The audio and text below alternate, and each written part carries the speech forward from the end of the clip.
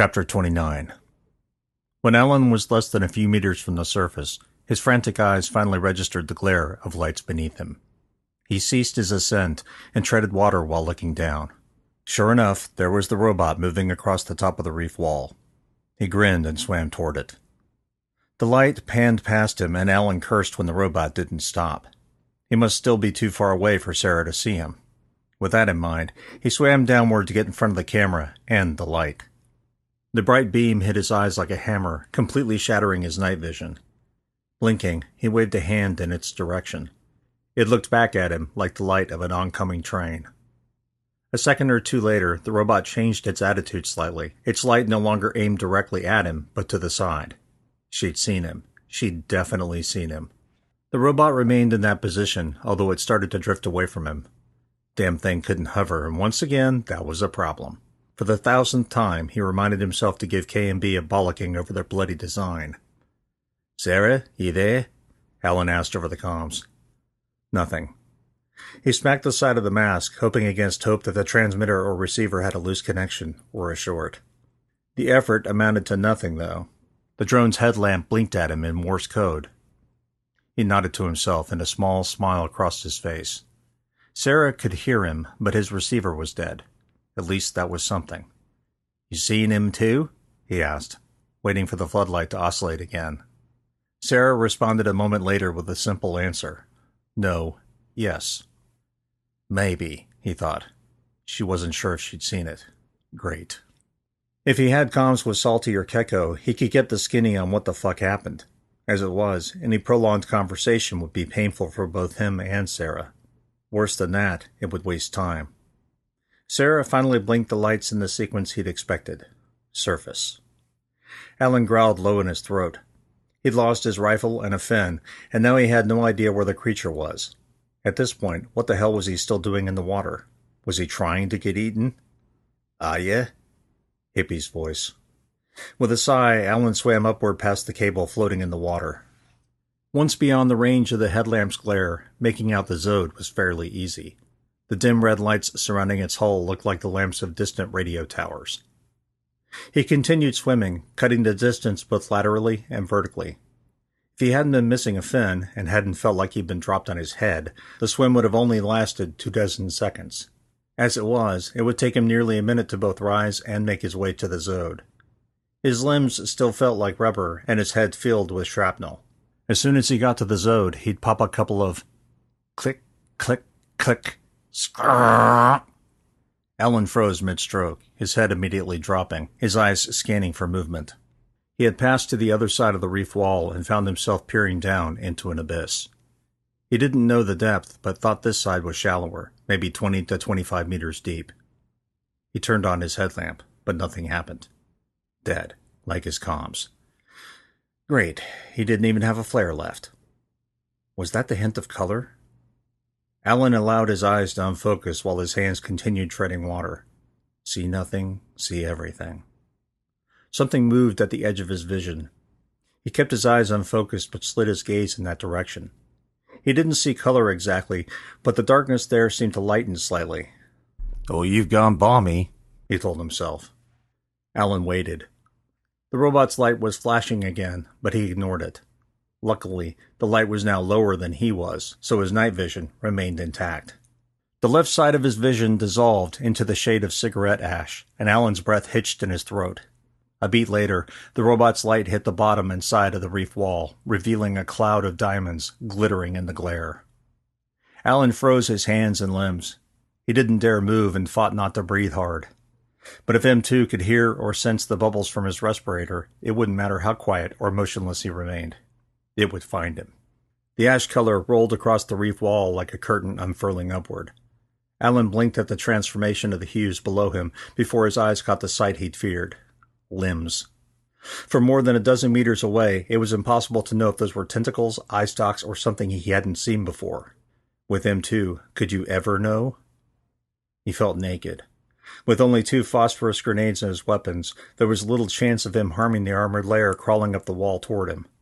The only question was whether or not it decided to keep climbing. The robot flashed its lights again, and Alan tore his stare away to focus on the message. It repeated twice more. Surface. He glanced down again, and his eyes widened. The thing had risen a few meters upward. Tentacles, sharply defined in the dazzling reflection of the robot's floodlights, waved in the water like misshapen oars, while two periscope appendages rose from a thick hump, growing outward from the reef wall. "Fuck," Alan said, as the eye stalks took form, their black orbs staring directly at him. He pulled one of the grenades from his belt and held it in a clenched fist. He kicked hard toward the surface and the reef wall where he'd found himself moments ago. 3 strokes, one hampered by the grenade in his fist, and he glanced downward. He had a few more meters to go before he passed over the wall and to the deeper side. Worse, M2 had risen another few meters toward him, greedy tentacles crackling as they sprouted through the armor, their beyond black hue quickly fading to ash. He pulled the pin and dropped the grenade without looking back. Alan kicked as hard as he could, his arms pumping, adrenaline sizzling through his veins. His muscles burned, and the stitch in his side became more pronounced and bordered on real pain.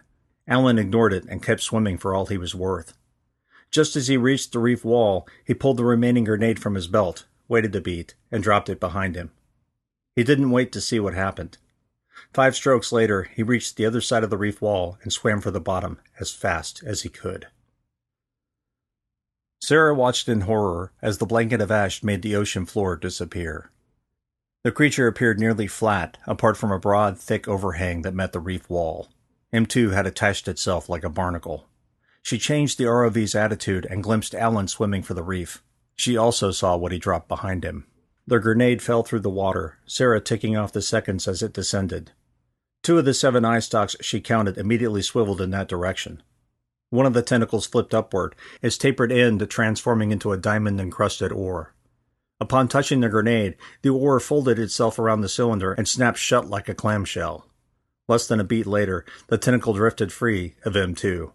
A bright flash, so brief it made her wonder if it had happened at all, lit the ocean.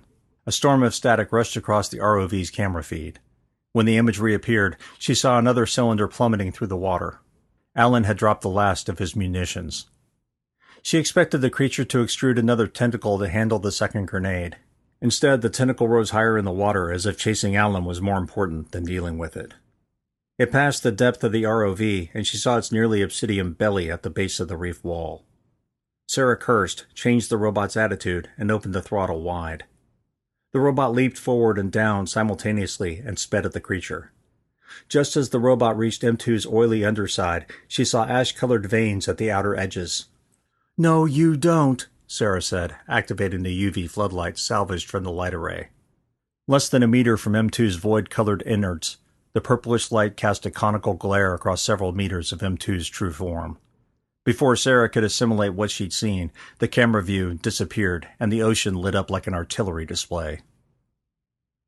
Rag stood at the gunwale as Keko began to turn, while the engines remained in reverse. Sarah had moved again, and Rags was about to ask for a status update when the water near the Zode flashed as brightly as any lightning she'd ever seen.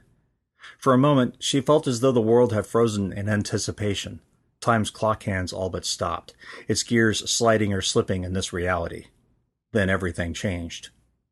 The world turned white as a bright flash exploded beneath the ocean. Rags immediately went blind from retinal overload, and she stumbled backward. From behind her, Harper screamed in shock, or maybe even in pain, and Rags heard the sound of some great beast breathing its last. A giant bubble, nearly 5 meters in diameter, skyrocketed upward from the ocean floor, broke the surface, and exploded in all directions, rock-like particulates of coral skeletons and diamond shrapnel filling the air. Less than a beat later, Rags heard what sounded like metal rain falling on the deck. Debris pattered against her skin, a large piece cutting a short, jagged rent through one cheek. Rags reflexively rolled to her stomach and put her hands over her head in preparation for something larger to hit the deck. Seconds passed, and the roar of restless water and the rain of debris finally finished. Then the wave crashed against the ship. Sinclair had changed Keko's rotation, and the stern had faced the reef when the explosion occurred. Instead of rocking the large craft to either side, the wave pushed hard against the ship's aft, a full meter of water rolling over the gunwale and dousing both the deck and Rags. Spitting water from her mouth, she tried to hold on to the deck's slick surface as the ship rocked forward and down. The bow cut through the water, and Keko shuddered as though it had struck a pliant but firm wall. Rags stumbled backward and thought she heard Harper croaking a spray of profanity. The hull groaned from the wave, and the sound of steel tearing filled the air. Smaller waves from the explosion's epicenter propelled the craft further inland. The ship vibrated and growled as the hull struck something, and its forward momentum stopped with a crunch that nearly sent Rags rolling to the cabin. Her ears, already ringing from gunfire, grenades, and the roar of the ocean, struggled to hear the sounds of another human being, but there was nothing but tinnitus and the harsh noise of the ocean calming itself. She opened her eyes and looked upward into a starless sky while the ship rocked in the slowing tide. Rags tried to rise, winced when her spine and shoulders shouted they were less than pleased, and finally managed to sit up. After a long breath, she got her feet under her and stood, hoping the world would right itself. It did, after a moment, and she surveyed the deck. Harper lay crumpled against the gunwale, but she was already unfurling herself and muttering in barely intelligible curses. A rivulet of blood ran down from the corner of one eye, and one cheek looked as though a cloud of flying needles had hit it. Rags tapped her headset. "Salty, Alan, sound off." Static. "Fuck me," Rags said, and shuffled her way to the far aft gunwale, each step more than a little cautious, until she felt she had her balance back. By the time she reached the railing, her head felt less fuzzy. Looking out over the ocean snapped the unreality like a firecracker. A red beacon glowed in the darkness at least 50 meters away and seemed to be heading out to sea. For a moment, Rags wasn't sure what she was looking at. Then she did. "Mother, the Zode capsized. Don't see anyone in the water." Rags scanned the deck and finally found her AR. A sizzle of pain racked her lower back as she squatted to her knees and picked up the rifle. Upon returning to the gunwale, she sighted through the scope and scanned the water near the red beacon. It was still too dark to see much that far away. "Shit." Rags flipped the scope into night vision mode and tried again. The boat's outline was still nearly lost against the water, but her heart sank. One side of the Zode had dipped below the surface, meaning one of the pontoons had a leak. If it had taken out multiple tubes on that side, then quite soon, most of the Zode would be underwater too. She sucked her teeth, and the darkness lightened slightly. One look at the sky told her why. The sun's first rays had finally clipped the horizon, promising more to follow. "What took you so long, you cunt?" "How's my ship?" Harper asked. Her voice didn't come over comms, but rather from above the din of the wind and surf. She sounded more pissed than ever. "Starboard side's intact." Rags looked over the railing at the aft.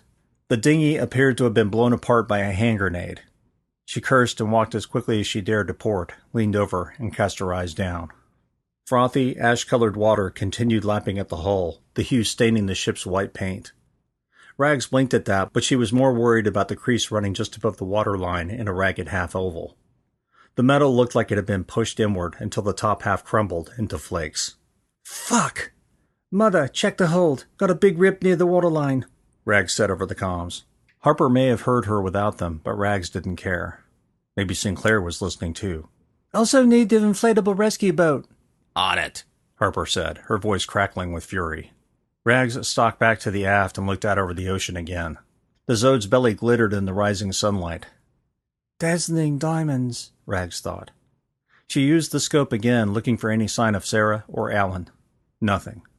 But as the sun's light brightened the world around her, the ocean looked as though it were covered in red, green, and brown particulates and shards. The reef. "Took out the whole fucking reef," she said to the wind. Chapter 30. Alan managed to dive 3 meters down from the shortest part of the reef wall before the world went away. The explosion on the other side of the wall and at its base had obliterated the bottom half of the reef in an instant. The resulting detonation pushed the rest of the reef wall upward, the concussive wave from the explosion disintegrating the coral skeletons while sluicing through the pores of the meters-thick wall. It's what saved Alan's life. The remaining coral wall crumbled, and the shock wave continued pushing the water upward. Meters from the epicenter and shielded by the coral, the water pressure shot Alan upward and further into the ocean, his limbs limp as a rag doll's as he broke the surface. When his body finally slammed back into the ocean, he hit hip first. Capillaries burst from the impact, and a bruise immediately formed. He sank a meter below the ocean surface before his eyes flicked open. Water streamed through the remains of his mask, the rebreather sputtering and spraying cold salt water against his face. He flexed his fingers and toes before swimming upward, bolts of pain streaking across every part of his nervous system and the stitch in his side burning from his efforts. He broke the water's surface, stripped off his mask, detached his diving belt, and gasped fresh salt air. His consciousness grayed momentarily, but he instinctively rolled onto his back.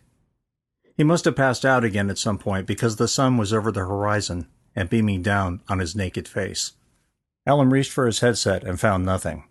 He must have tossed it away when he'd slipped off his mask. Nearly all of his high-tech diving gear was now at the bottom of the reef, if there still was a reef. Did I get it? Alan asked himself. Must have. Nothing we have could have caused that. Not to mention the fact that he was still alive, but how could he be sure the creature was dead? Doesn't really matter, mate, Hippie said in his mind. You ain't in any shape to do anything about it now, are you? Had to admit that. He needed to rest here for a moment, but he had to start swimming. If he didn't, he'd float right out into the channel. After that, probably death, either from dehydration, starvation, or just plain getting eaten alive. Just a minute, he told himself. Just a minute. The same bubble of water from the shattered reef that sent Alan flying channeled across the diamond-encrusted shield that M2 had erected for itself. The base of the M2 entity had fastened itself to the reef wall, its long, off-black tentacles holding it in place like rubber bands. The moment the UV light illuminated its liquid self, it combusted. The detonation obliterated the M2 entity and shattered the coral and the creature's shield. The bubble streamed upward, producing a geyser of diamonds, chitinous armor, and a storm of coral skeletons.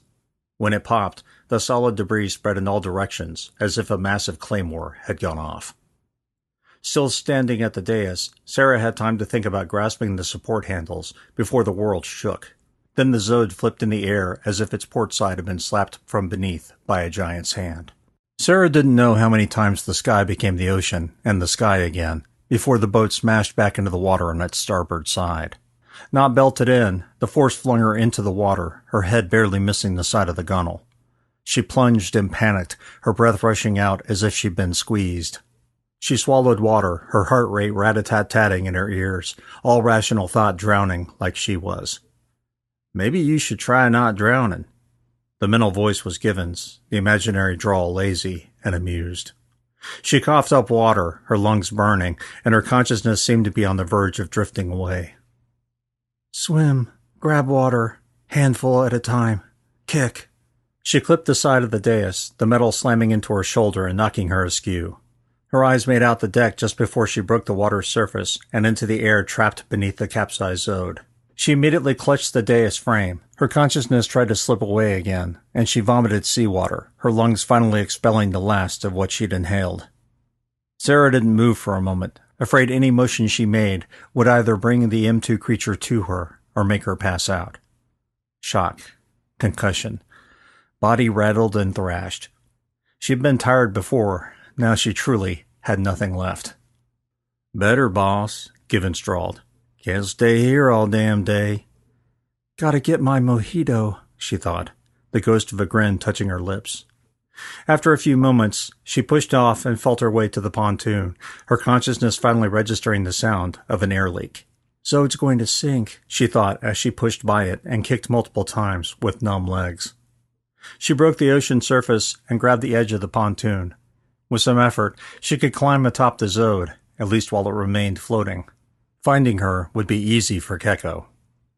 Instead of seeing the ship, she faced the open, deserted ocean beyond the Bismarck archipelago. With a groan, she turned her head toward Urukukur, feeling like she'd been in a high-speed car wreck. Keko was further away than she remembered. Had they floated inland for some reason? The hull lights had gone dark, but that no longer mattered. The sun had broken the horizon. Sarah tasted ashes in her mouth and finally noticed the water's color had turned to that of cigarette ash. With each passing moment, the sunlight brightened the world, making it easy for her to notice the stains on the pontoons and her suit. Well, she thought, if it's toxic, you're fucking dead. You breathed in enough of it. For now, her lungs throbbed but no longer burned. Her heart slowed, and the world seemed more real to her. If the water was toxic, it must be a relatively slow poison. Nothing you can do now, she said to no one. Rags's high-pitched voice shattered the gentle breeze. Sarah! She shouted over a bullhorn. "If you're near the Zode, climb atop it!" Sarah blinked and finally saw a figure framed by the sun's brightening light. No more night vision to worry about, she thought. Dawn's finally here. It took more effort than expected, but she slowly climbed the pontoon on the third try. By then, she heard the sound of Kekko's electric motors. They were reversing out of whatever mess they were in. Sarah had a feeling the ship couldn't possibly have made it that far inland without hitting something. Sarah lay on the Zode's hull and caught her breath. Maybe Alan was... Alan... She sat up, turned, and shaded her eyes against the eastern glare. No sign of Alan. The water had plenty of debris for 100 meters before returning to its bright greenish blue. The sun continued its march upward, and the ocean twinkled as though glitter had rained down from the sky. Diamond dust, she thought. If the stuff was valuable, she'd no doubt some islander would be harvesting it in the coming days or weeks.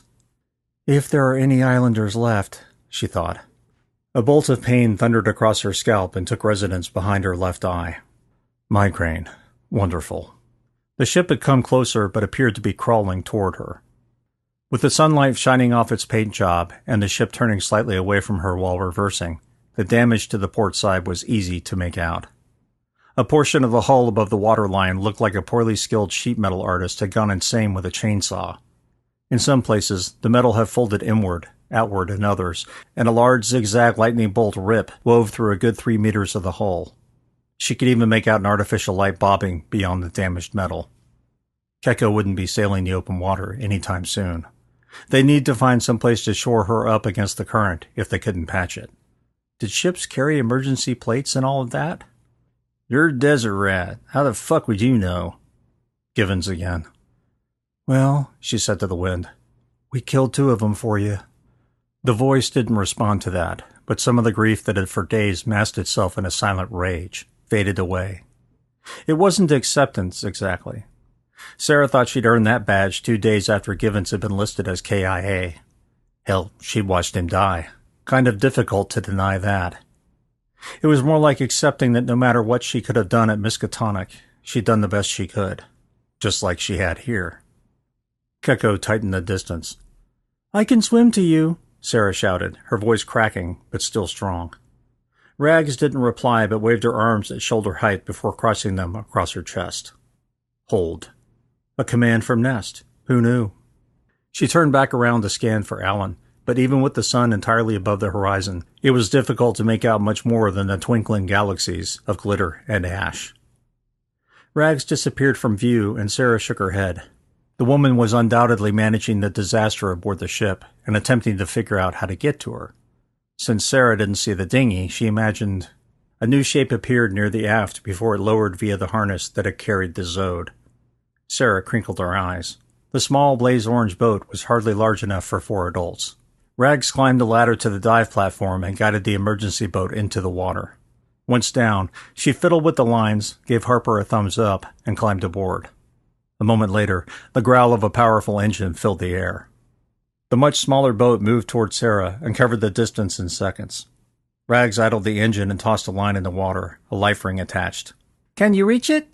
Sarah nodded and slid back into the water. It took her 2 tries, but her fingers closed around the rope, and she began hand-climbing it. When she neared the edge of the inflatable, Rags thrust a meaty arm over the pontoon gunwale. Sarah grabbed as firmly as possible and used Rags' mass for leverage. She rolled over the gunwale and thumped into the cramped space behind the driver's seat with a pained grunt. You okay? Rags asked, the words both sincere and rushed. This thing okay to go out there? Sarah said, jerking a thumb in the direction of the open sea. Rags nodded. It will, for a while. Let's find Alan. Hold on, Rags said, and brought the engine to life.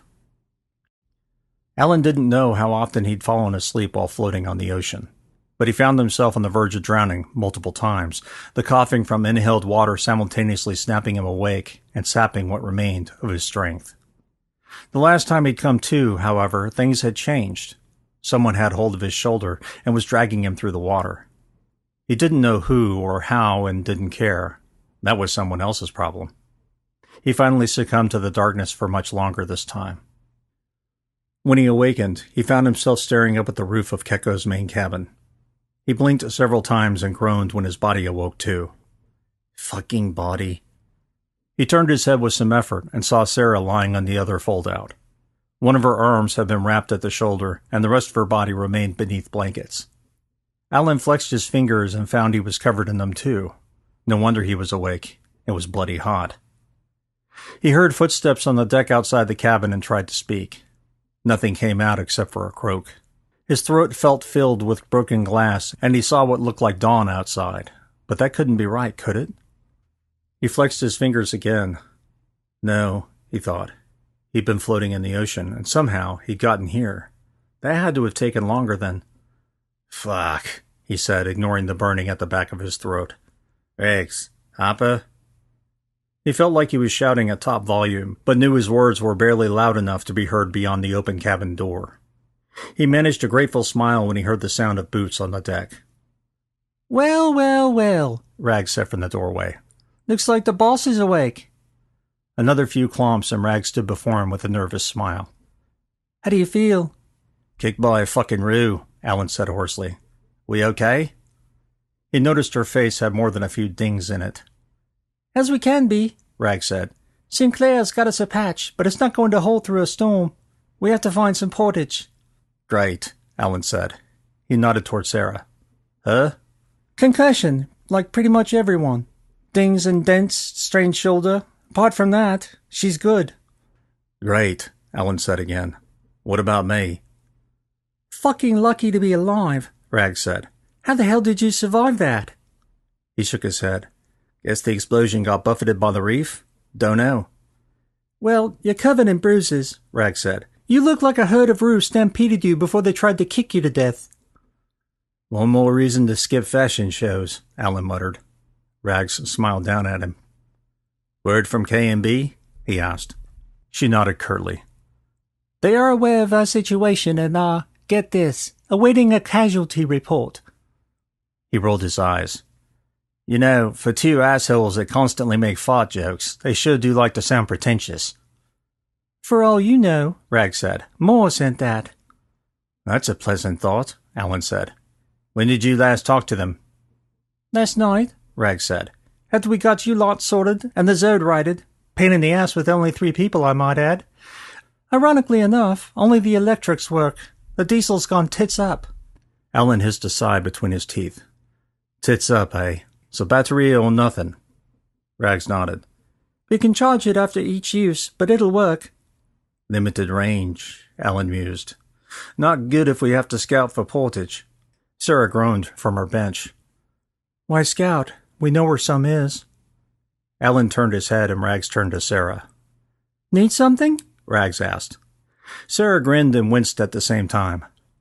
Another Vike or two and a fucking mojito. Mojito? Rags asked in confusion. Alan frowned at Sarah. Any known portage might be too shallow for the ship, he said, and no guarantee there aren't people there already. Dangerous people. Sarah nodded. Yep, and we're about as fucked up as it gets. I'm thinking Sinclair's the only one in this ship that hasn't been jacked up, and I'm not even sure that's the case. Uh-huh, and what's your point? You two are fucked beyond belief. She pointed to Alan. He's got a fractured rib from what I can tell, covered head to toe in bruises, and he can probably barely see straight. And you, she continued, had a dislocated shoulder and couldn't see straight until we got your head under control.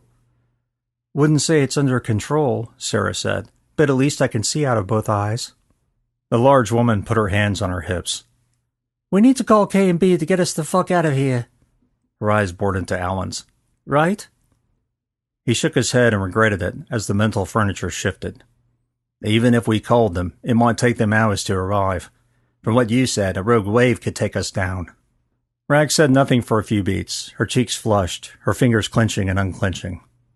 Finally, she said, So what if you're right and the ship sinks? We have the inflatable and salty. The dinghy is gone, and good riddance to that piece of shit. We get out in the water and wait for a chopper.